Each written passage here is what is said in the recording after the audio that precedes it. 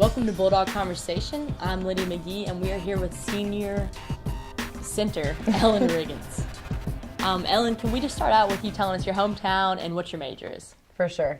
So I'm from Murfreesboro, Tennessee, and that's pretty close to Nashville. It's about 30 minutes from Nashville. I went to a public school there, Oakland High School, pretty big school, and I'm majoring in Spanish, minoring in communications and religion. A little bit of everything? Yeah, that's what happens when you're indecisive. I like it, the broad spectrum. Sure. So you've been here at Samford for 4 years now, and I know with playing basketball and even just being a student, you experienced a lot of highs and lows, throughout your career, and I was hoping you could just tell us kind of what your rock has been through that, what your foundation has been. Wow, good question. It's kind of deep, I know. Yeah, no, it is, but it's great. Yeah, I think there has been a lot of up and down, and first and foremost, like foundation in the Lord and my relationship with Him as my identity and my comfort in those hard times, and also humility and recognition that it's not of me in the good times. And so ultimately, that has been kind of like my rock and foundation to be even killed through those times, but also that can be manifested too in people. And so I think our team has been a huge reason. You as a senior and Brittany, and then a few other teammates and coaches, honestly, who've just kind of spoken some good truths into my life when I needed them, and have been really key for making it in 4 years and enjoying it, not just making it, but enjoying it. Awesome. Well, who would you say the biggest influence in your life is? Ooh, another serious one. Yeah. Okay, probably my mom. My mom is just a warrior. She's kind-hearted and servant-hearted, and she's loving. She's giving, and I have learned so much from her.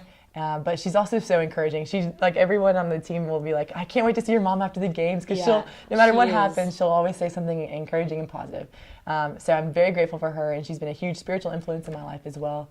So probably my mom has been the biggest. That's great. Yeah, we do love seeing your mom acting. Honestly, she's great. Just your whole family, seeing your family after the games is always, like when we're on the road and my family's not there, I love getting to go. Absolutely. Oh, they love it too. They love it. So I know you like to read a lot, so I was hoping you could just tell us what the best book you've read is recently. I know you probably have a lot, but recently. Okay, I read a book called East of Eden recently by John Steinbeck. It was pretty awesome. A great kind of wrecking plot, pretty good. Okay. Yeah, so that's a good one. Yeah, I remember you recommending When Crickets Cry to me, and that was a good read. Look out. So I appreciate it. I used to love that. I'm sure it's still good. I read it a lot in high school, but I should reread that one. Well, you've broadened my horizons a lot, and my knowledge. Same. For sure.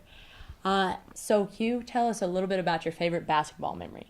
Right? Gosh. We're kind of in the last half of our season here, and we've been through a lot of ups and downs. Yes. So maybe one of your favorite memories, even if it's, from freshman year or this year.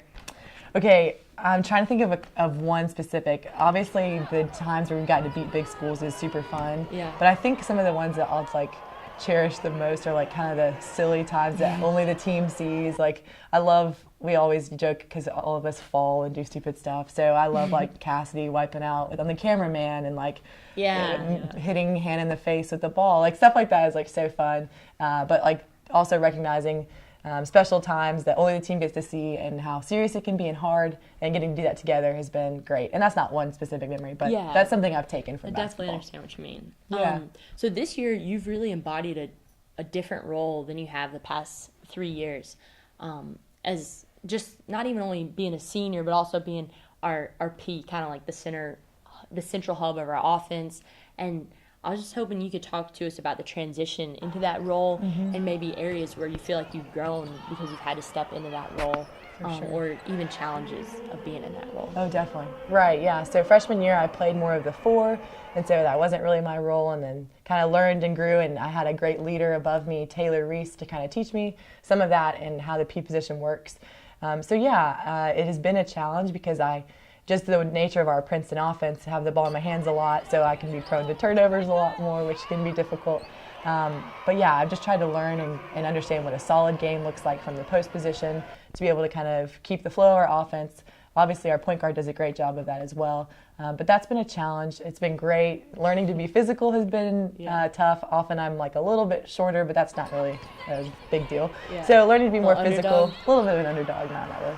That's been a challenge, but I've been really grateful for the opportunity. I've loved playing and just getting to play with my team and the confidence that they bring, and they speak into me, and hopefully it's reciprocated. But I've loved it so far. One of the things that I think you do a good job in that role is just off the court, even just the way that you kind of embrace people as individuals, and like speak truth in their lives, and like even just like joking with them, just your personality. You have a very contagious personality, so I think it's cool to see that off the court as Thanks, well. Ellen. So let's just talk about your future plans. You're about to graduate. Yes. I know you've kind of been all over the spectrum on what you're going to do. So can you maybe give us some insight in what you're going to be doing within these next, the next year or 6 months? Okay. Yeah, I know. We got to go short term. Yeah. So I'm probably going to take a year before I go to grad school. So I'm looking at a couple of different kind of like leadership programs, but basically ultimate goal is kind of similar to yours. I'd love to go to grad school